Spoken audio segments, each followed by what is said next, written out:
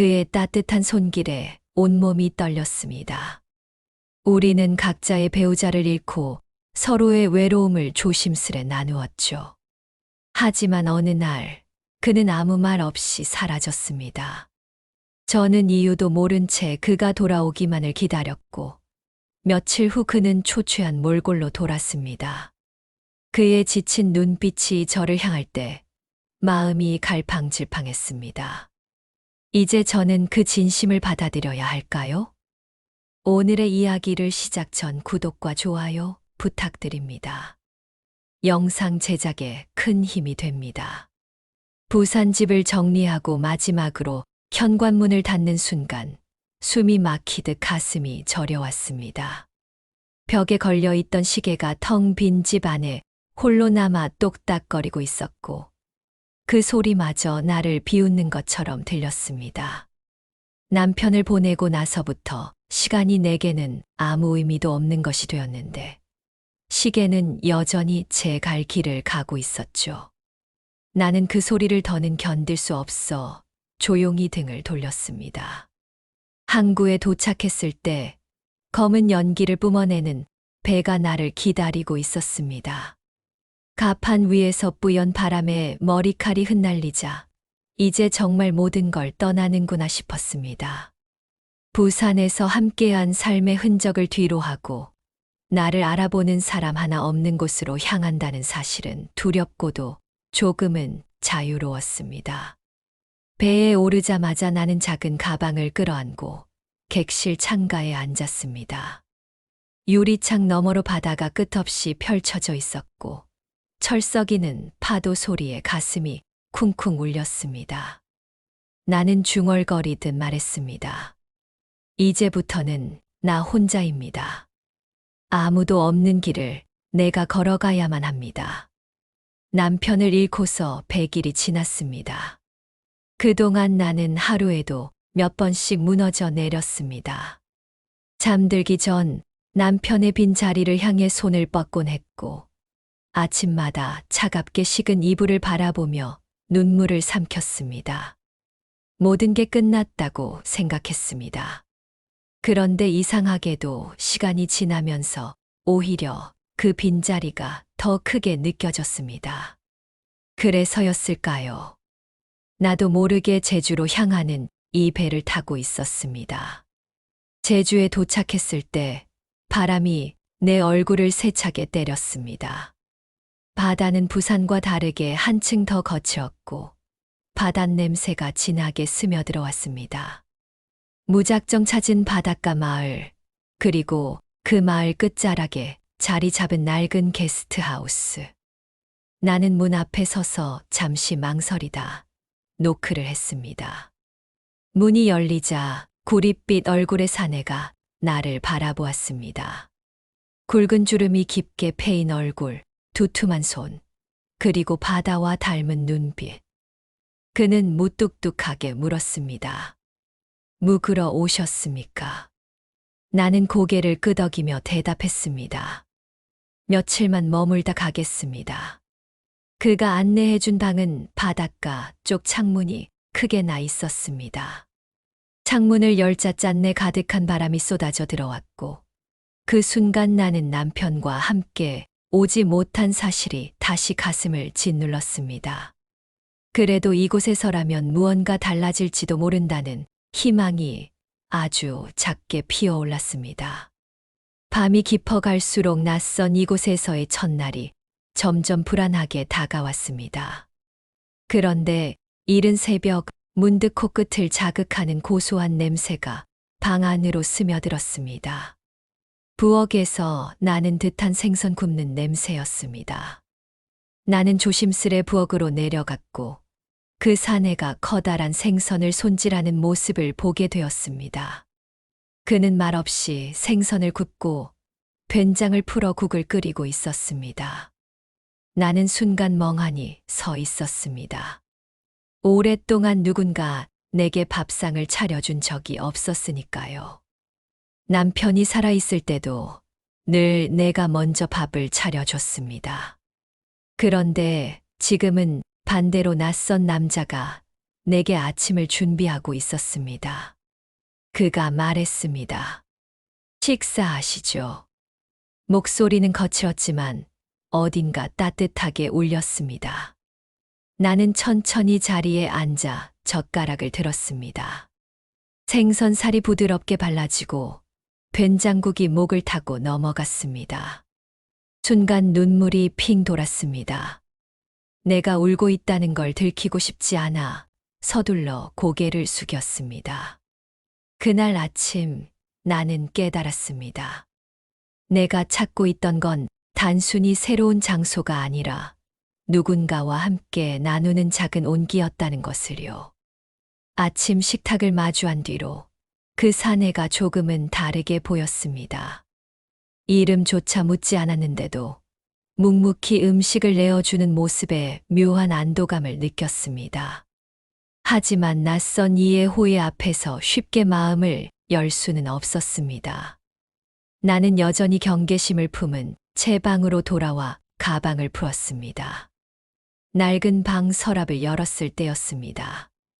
안쪽 구석에 오래된 공책 하나가 눈에 띄었습니다. 누렇게 바랜 표지, 세월이 흘러 군데군데 해진 종이.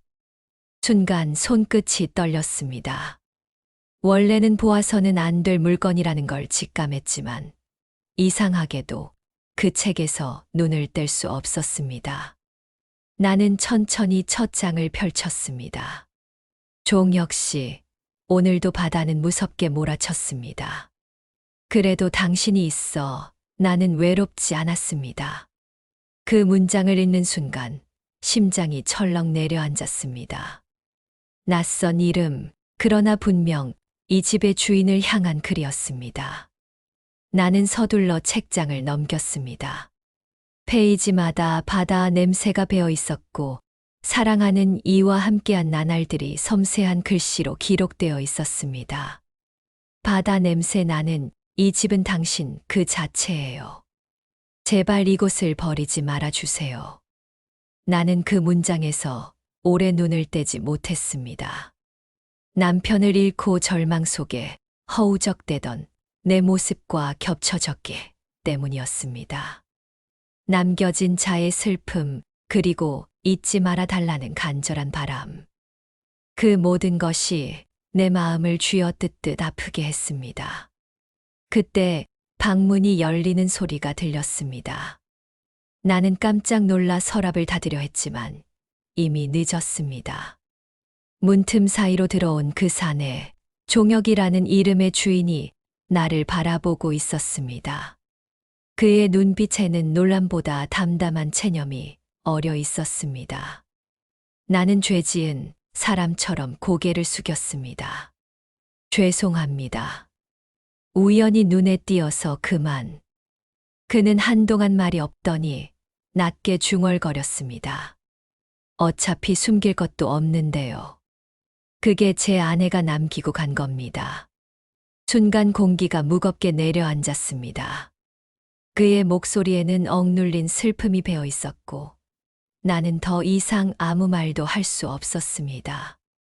그저 서랍 위에 손을 올려놓은 채 떨리는 호흡을 다잡으려 애썼습니다.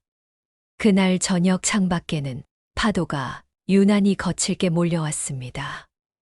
나는 창문 앞에 앉아 바다를 바라보며 생각했습니다. 내가 왜 이곳에 오게 되었을까? 단순히 남편을 잃은 슬픔을 피해 숨으려는 것이었을까? 아니면 또 다른 인연이 나를 이곳으로 불러들였던 것일까? 밤이 깊어갈수록 그의 뒷모습이 자꾸 떠올랐습니다. 부엌에서 칼을 쥐던 두툼한 손, 생선을 손질하며 흘린 구슬땀, 그리고 아내의 흔적이 남아있는 낡은 집. 모든 것이 나를 자꾸만 끌어당겼습니다. 나는 이 집에 머무는 동안 그의 아내가 남긴 빈자리와 마주해야 한다는 사실을 느꼈습니다. 그리고 그 빈자리가 어쩌면 내 빈자리와 이어져 있을지도 모른다는 불안한 예감이 들었습니다. 그렇게 제주에서의 두 번째 밤이 깊어갔습니다. 제주의 바람은 언제나 예상보다 거칠었습니다. 아침에 창문을 열자마자 스치는 바람이 나를 흔들어 깨웠습니다. 밤새 뒤척이던 탓에 눈꺼풀은 무거웠지만 집 안에만 머무는 것이 더 힘들 것 같아 밖으로 나섰습니다. 게스트하우스 뒷길을 따라 걷다 보니 작은 언덕이 보였습니다. 불빛이 바람에 따라 물결처럼 출렁이고 파도 소리가 바람결에 섞여 올라왔습니다. 나는 숨을 고르며 언덕 위에 올랐습니다. 그리고 그곳에서 우연히 그 사내를 마주쳤습니다. 그는 작은 삽을 들고 흙을 고르고 있었습니다. 언덕 한편에 돌무더기가 있었고 그 앞에는 작은 나무판이 세워져 있었습니다. 가까이 다가가니 그 위에는 혜진의 자리라는 글씨가 새겨져 있었습니다.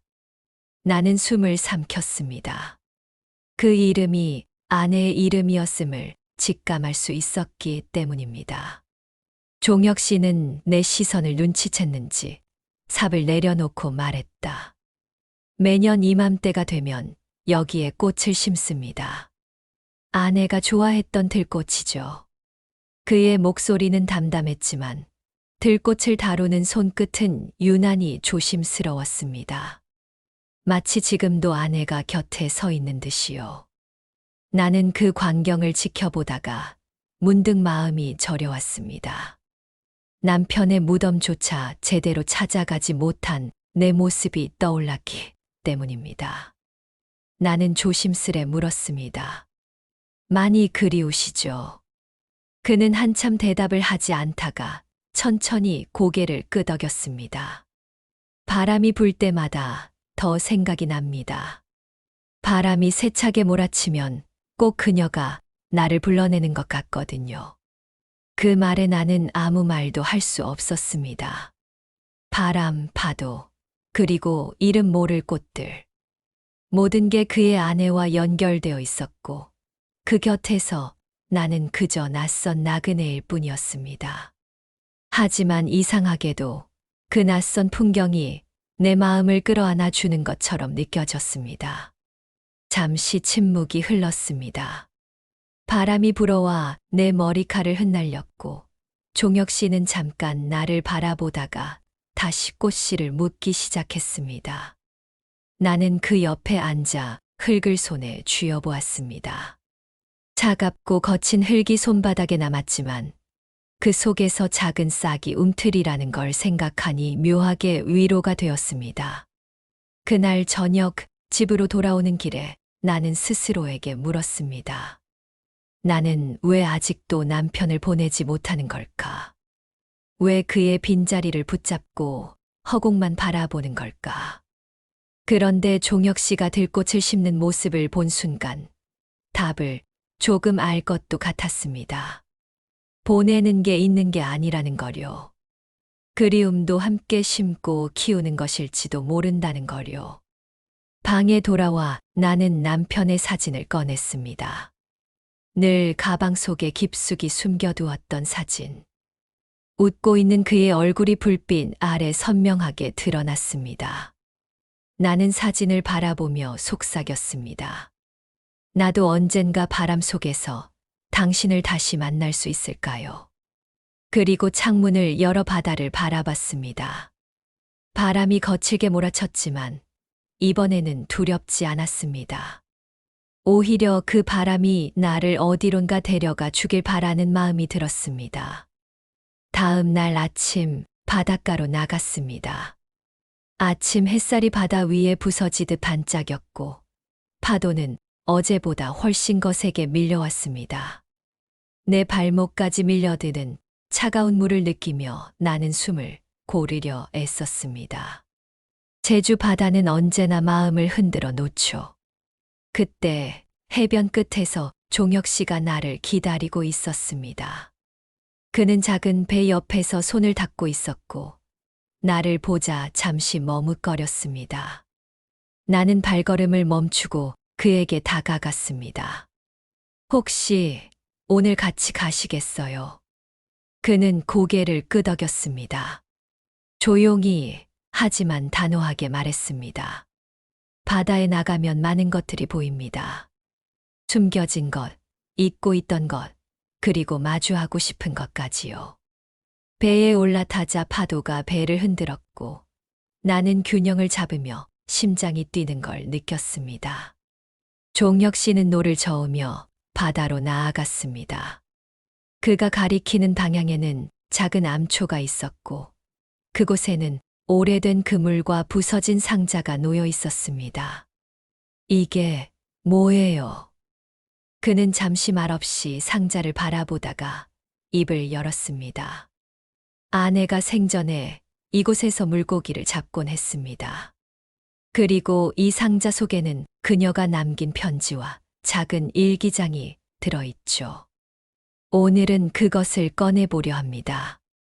나는 그의 손길을 바라보며 마음이 묘하게 떨렸습니다.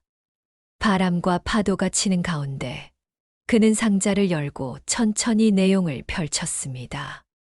종혁 씨는 한 장 한 장 읽을 때마다 표정이 바뀌었고 때로는 눈을 감고 고개를 숙이기도 했습니다. 나는 그 풍경을 가만히 지켜보았습니다. 그의 슬픔 그리고 그 속에 담긴 사랑이 그대로 내 마음에 전해졌습니다. 문득 내가 그동안 느낀 그리움과 후회가 바다처럼 넓게 퍼져나가는 느낌이 들었습니다. 그러다 그는 갑자기 나를 바라보며 말했습니다. 그동안 누구에게도 말하지 못했던 사실이 있습니다. 아내가 마지막으로 남긴 말, 그 편지 속에는 나를 위로해 달라는 부탁이 있었죠. 그녀는 늘 바다가 우리를 이어줄 거라고 믿었습니다. 나는 숨이 멎는 듯 했습니다. 바다, 바람, 그리고 그 편지 속에 담긴 진심이 한꺼번에 내 가슴을 찌르는 것 같았습니다. 종혁 씨가 손을 내밀어 내 손을 잡았습니다. 차갑고도 묵직한 손이었지만 마음만은 뜨거웠습니다. 오늘 이 순간 나는 깨달았습니다. 슬픔을 마주하는 것이 두려운 게 아니라 함께 나누는 것이 두렵다는 거요. 종혁 씨와 바다 위에 서 있는 동안 나는 아내를 보내는 방법이 단순히 마음속에 묻는 것이 아님을 알게 되었습니다. 그녀를 기억하고 이야기하고 바람과 파도 속에서 마음으로 만나야 하는 것이라는 거요. 배가 천천히 해변으로 돌아올 때 나는 종혁 씨에게 작게 말했습니다. 이제 조금은 마음이 놓이는 것 같아요. 그는 미소 지으며 바다를 바라보았습니다. 그 미소 속에는 아내를 향한 그리움과 동시에 나와 공유하는 지금의 순간에 대한 안도감이 섞여 있었습니다. 그리고 나는 속으로 다짐했습니다. 앞으로도 바다와 바람 속에서 아내의 기억과 나의 마음을 함께 지켜나가겠다고요. 며칠 후 나는 여전히 그날의 바다를 떠올리며 작은 카페에 앉아 있었습니다. 파도 소리와 바람 소리가 마음속에 메아리처럼 울렸습니다. 종혁 씨와 나누었던 침묵과 진심이 머릿속을 떠나지 않았죠. 카페 창문 너머로 바닷바람이 스며들었고 나는 손끝으로 찻잔을 감싸며 마음을 진정시키려 애썼습니다. 그런데 그때 종혁 씨가 나타났습니다. 그는 어제와는 다른 얼굴이었고 그 눈빛에는 결의와 설렘이 공존하고 있었습니다. 오늘 함께 가고 싶은 곳이 있습니다. 나는 고개를 끄덕였습니다. 그의 말에는 피할 수 없는 힘이 있었습니다. 우리는 그가 언급한 작은 등대가 있는 바닷가로 향했습니다. 차를 몰고 가는 동안 나는 긴장과 기대가 교차하는 묘한 감정을 느꼈습니다. 등대에 도착하자 바람이 세차게 불어왔습니다. 흰색의 등대가 하늘과 바다 사이에 우뚝 서 있었고 우리는 그 앞에 서서 서로를 바라보았습니다. 종혁 씨는 잠시 말을 멈추고 바람에 휘날리는 머리카락을 정리하며 나를 향해 말했습니다. 여기서 아내와 내가 약속했던 걸 알려주고 싶습니다. 그 약속은 우리만의 비밀이자 이 바람 속에서만 기억될 수 있는 것이라고요. 나는 그의 손을 잡고 기대어 섰습니다. 등대 바람이 얼굴을 스치며 차갑게 느껴졌지만 마음속은 묘하게 따뜻했습니다. 종혁 씨는 등대 아래에 작은 상자를 내려놓고 그 속에서 아내가 남긴 마지막 편지를 꺼냈습니다. 편지를 읽으면서 나는 눈물이 흘렀습니다. 글자 하나하나가 바람 속에서 살아 움직이는 듯 했고 아내의 목소리가 내 귓가에 울리는 것 같았습니다. 그녀는 우리에게 서로를 지키고 바람과 파도 속에서 삶을 이어가라고 말하고 있었죠.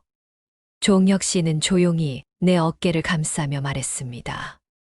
이제 우리는 그 약속을 지켜야 합니다. 그녀가 우리에게 남긴 소중한 기억을, 그리고 서로에 대한 마음을요. 나는 깊이 숨을 들이마시고 바닷바람을 얼굴에 맞추며 다짐했습니다. 앞으로 어떤 일이 있더라도 이 약속을 잊지 않고 서로를 지켜나가겠다고요. 등대 위로 햇살이 부서지듯 내려앉았고 우리는 잠시 그 자리에서 바람과 파도를 바라보았습니다. 세상의 모든 소음이 사라지고 오직 바람과 파도, 그리고 우리의 약속만 남아있는 듯한 순간이었습니다. 그 순간 나는 깨달았습니다. 사랑과 기억은 사라지는 것이 아니라 바람과 파도처럼 우리의 마음 속에서 계속 살아 움직인다는 것을요. 종혁 씨와 함께한 이 순간이 바로 그 증거였습니다. 제 6장 숨겨진 진실. 등대에서의 약속이 지나고 일상은 다시 제 궤도로 돌아온 듯 했지만 마음 한켠은 계속 무거웠습니다. 종혁 씨와 나눈 약속이 얼마나 큰 책임을 담고 있는지, 그리고 그 속에 감춰진 진실들이 무엇인지 점점 실감하게 되었죠. 그날 밤 집으로 돌아오자 나는 아내의 사진이 놓인 작은 책상 앞에 앉았습니다. 사진 속 그녀는 웃고 있었지만 나는 그 웃음 속에 감춰진 슬픔과 불안을 느꼈습니다. 그리고 문득 그동안 종혁 씨가 말하지 않았던 또 다른 사실이 머릿속을 스쳤습니다. 그는 단순히 나를 도와주고 싶은 사람이 아니었습니다. 그도 이 마을, 이 바다와 얽힌 깊은 사연을 지니고 있었던 것이죠. 아내가 남긴 편지와 등대의 의미가 단순한 추억을 넘어 우리를 연결하는 비밀과 책임까지 포함하고 있다는 사실을 깨달았습니다. 다음 날 아침, 나는 종혁 씨를 만나러 갔습니다. 그의 얼굴에는 전날 바닷가에서 보았던 결의와 설렘 대신 복잡한 그림자가 드리워져 있었습니다. 나는 조심스럽게 물었습니다. 종혁 씨, 혹시 제가 모르는 사실이 있는 거죠? 편지 속 의미 이상으로 우리가 알아야 할 뭔가가 있는 거죠. 그는 잠시 말이 없더니 한숨을 내쉬며 천천히 입을 열었습니다. 사실 나는 아내와 오래전부터 알던 사이였습니다. 그녀가 이 바닷마을을 떠나기 전 마지막으로 남긴 부탁이 있었고 그 부탁을 지키는 것이 나의 임무였습니다. 그 임무에는 당신, 그리고 나, 둘 다 관여될 수밖에 없는 비밀이 포함되어 있었습니다. 나는 그의 말을 듣고 혼란스러웠습니다. 믿고 싶은 마음과 숨겨진 진실을 마주해야 하는 두려움이 뒤섞여 있었습니다. 종혁 씨는 내 손을 잡고 말했습니다. 이제 우리는 선택해야 합니다. 이 진실을 받아들이고 함께 책임을 짊어질 것인지 아니면 각자의 길로 돌아갈 것인지요. 나는 깊은 숨을 들이마셨습니다. 바닷바람과 파도 소리가 머릿속을 스치며 마음을 가라앉히려 했습니다. 모든 것이 혼란스러워도 나는 알았습니다. 아내의 뜻과 우리 사이의 약속은 쉽게 무시할 수 없다는 것을요. 결정의 순간은 가까웠습니다. 종혁 씨와 함께 아내가 남긴 비밀을 마주하고 그 속에서 우리의 길을 찾아야 한다는 것을. 그날 이후 마을의 바람은 전과 달리 더욱 차갑게 느껴졌지만 나는 마음속에 뜨거운 결심을 품고 있었습니다. 진실을 마주하고 약속을 지키는 길은 결코 쉽지 않겠지만 그 길을 함께 걸어야 한다고 말입니다. 바닷바람이 예전보다 차갑게 피부를 스쳤습니다.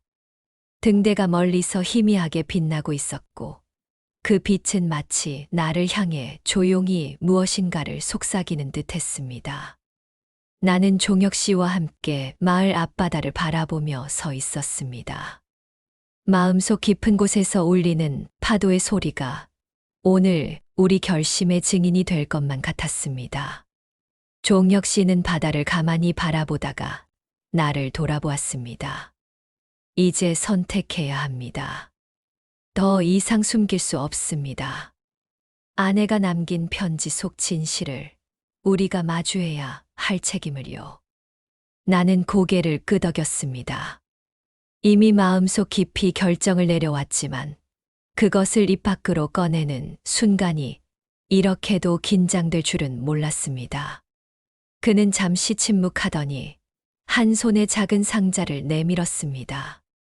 그 안에는 오래된 사진 몇 장과 마을 지도, 그리고 편지가 들어 있었습니다. 아내가 마지막으로 남긴 단서들이었죠.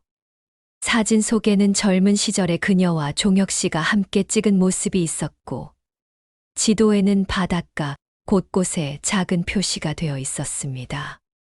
이제 이해했습니다. 아내는 우리에게 단순한 추억을 남긴 것이 아니라 바닷마을과 관련된 어떤 중요한 비밀을 전하려 했던 것이었죠. 그리고 그것을 지키는 것이 우리의 몫이라는 사실도요. 종혁 씨와 나는 서로를 바라보며 말없이 결심을 확인했습니다. 우리는 마을의 오래된 창고로 향했습니다. 지도에 표시된 위치였고 아내가 생전에 자주 드나들던 곳이었습니다. 문을 열고 들어가자 먼지 냄새와 함께 오래된 가구들이 우리를 맞이했습니다. 그 안에는 또 다른 단서가 있었습니다. 오래된 일기와 편지, 그리고 작은 열쇠 하나. 아내는 우리에게 마지막 시험을 남긴 것이었습니다. 종혁 씨가 열쇠를 손에 쥐며 말했습니다. 이 열쇠가 열리는 곳에 모든 진실이 있습니다. 우리는 함께 그 문을 열고 아내가 남긴 메시지를 마주해야 합니다. 나도 떨리는 손으로 열쇠를 받아들고 문 앞으로 다가갔습니다. 문을 여는 순간 나는 숨을 고르고 마음을 가다듬었습니다. 문 안에는 오래전 아내가 시작했던 작은 해양 연구 기록과 마을 사람들에게 알려지지 않은 비밀 프로젝트에 대한 자료가 있었습니다. 아내는 평생을 바다와 마을을 위해 헌신했고, 이제 그 책임을 우리에게 남긴 것이었죠. 종혁 씨와 나는 서로를 바라보며 묵묵히 고개를 끄덕였습니다. 우리는 결심했습니다. 이 비밀을 지키고 마을과 바다를 위해 아내의 뜻을 완수하겠다고. 그 결심은 쉽지 않은 길이었지만 서로가 함께라면 극복할 수 있을 것이라는 믿음을 주었습니다. 바람이 세차게 불어왔지만 그 바람 속에서 나는 마음속 깊은 곳에 결심이 단단하게 자리 잡는 것을 느꼈습니다. 종혁 씨와 나는 자료를 정리하며 앞으로의 계획을 세우기 시작했습니다. 누군가는 이 비밀을 쉽게 알아차릴 수도 있고, 누군가는 방해할 수도 있겠지만, 이제 우리는 더 이상 두려움에 흔들리지 않기로 했습니다.